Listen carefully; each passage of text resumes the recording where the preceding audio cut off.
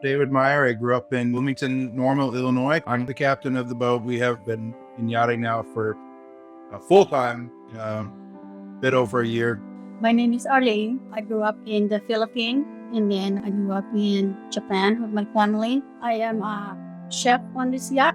I've been cooking professionally for 6 years. What led us to OLF was marriage issues that were caused by me, by pride, arrogance. I allowed things into my life that proved very destructive.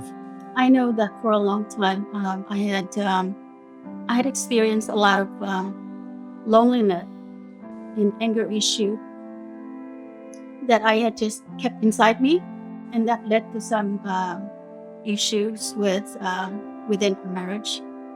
Well, at first I was very hesitant to use the OLF ministry because we had been going to 5 different counselors, therapists, and I was like, oh my goodness, this is just another repeat of what we went through. But you know what? I was surprised. The change was so dramatic that I realized I was proven wrong. This is not the run-of-the-mill ministry. I wish every ministry has the same program that Richard Moll has. The update as far as our marriage goes. I feel that we have made such tremendous progress in our relationship. I don't have that anxiety anymore. I don't have that depression thoughts. I don't have those negative feelings anymore that I used to have. And really the biggest thing is I can trust David. I trust both of us moving forward. We're able to dream together.